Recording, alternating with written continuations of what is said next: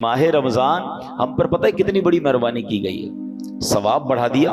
کتنا ثواب بڑھا؟ حدیثوں میں مضمون ملتا ہے کہ رمضان میں نفل کا ثواب فرض کے برابر، فرض کا ثواب 70 گنا کر دیا جاتا ہے۔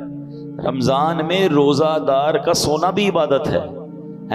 رمضان میں روزہ دار کے منہ سے افطار سے پہلے جو بو آتی ہے وہ اللہ کے نزدیک مشک کی خوشبو سے زیادہ بہتر ہے۔ رمضان کی پہلی رات جب آتی ہے اللہ اس امت پر نظر رحمت فرماتا ہے، اور اللہ جس پر نظر رحمت فرمائے اسے کبھی عذاب نہ دے گا۔ رمضان میں روزانہ افطار کے وقت 10 لاکھ گناہگار جہنم سے آزاد کر دیے جاتے ہیں۔ کیسے پیکج ہے؟ اچھا، رمضان میں جب جمعے کا دن آتا ہے، یعنی جمعرات کی مغرب سے جمعہ کی مغرب تک ہر گھڑی 10 لاکھ بخشے جاتے ہیں۔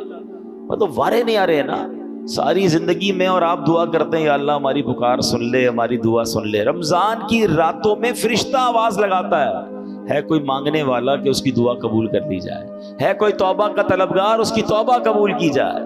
مگر سچ بتاؤ اس اسکیم سے کتنے لوگ فائدہ اٹھاتے ہیں؟ پھر رمضان کا پہلا عشرہ عشرہ رحمت، دوسرا عشرہ عشرہ مغفرت، آخری عشرہ جہنم سے آزادی کا عشرہ، آخری عشرے میں 5 طاق راتوں میں ایک رات وہ جسے لیلۃ القدر کہا گیا، 1000 مہینوں سے بہتر رات۔ اللہ اکبر، کتنی مہربانی کی اللہ نے ہم پر، یعنی ہر وہ سامان کر دیا گیا کہ میرا بندہ بخشا جائے۔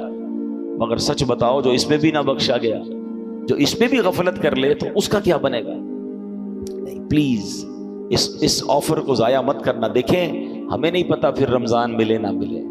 پچھلے سال کئی لوگ تھے جو ہمارے ساتھ تھے، اس سال نہیں ہے، کیا پتا اگلے سال ہم رمضان میں نہ ہو، ہمارے بارے میں باتیں ہوں کہ یار ہمارے ساتھ تھا ہمارا بھائی، اب نہیں ہے۔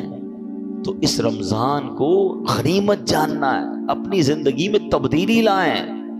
زندگی پڑی ہے کھانے گھومنے پھرنے کمانے کے لیے، لوگ رمضان میں پیسے کمانے کی پلاننگ کرتے ہیں، نہیں، ساری زندگی پڑی ہے یار یہ کام کرنے کے لیے۔ اس مہینے میں عبادت، اللہ کو راضی کرنا ہے، اتنے گناہ ہیں، اتنی خطائیں، اب تو توبہ کرنی ہے نا۔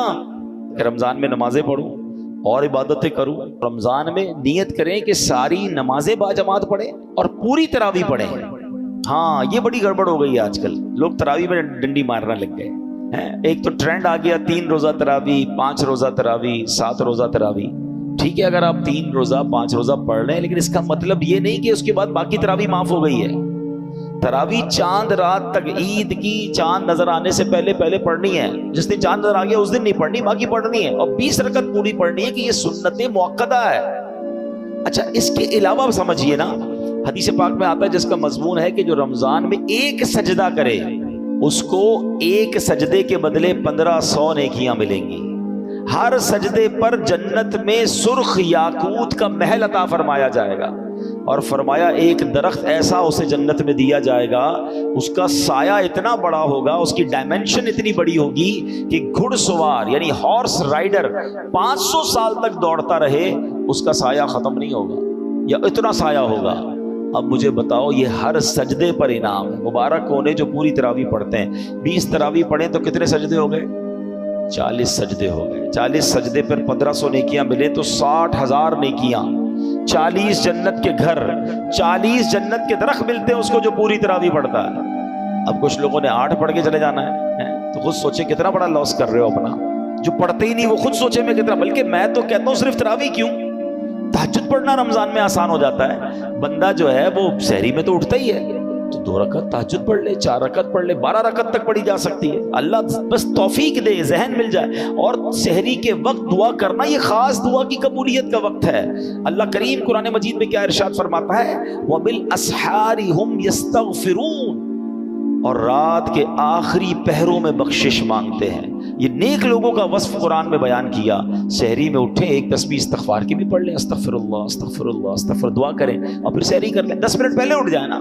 یعنی ایک سجدے پر اگر مجھے ایک جنت کا گھر مل رہا ہے، جنت کا درخت مل رہا ہے، 1500 نیکیاں مل رہی ہیں، تو کیوں سستی کرنی ہے؟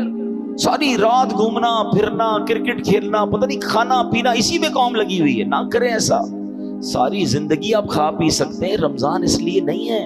پلیز اچھے کام بھی کروں، گناہوں سے بھی بچوں، تو انشاءاللہ میرا رب اللہ کی رحمت سے امید ہے مجھے فلاح پانے والوں میں شامل فرما لے گا۔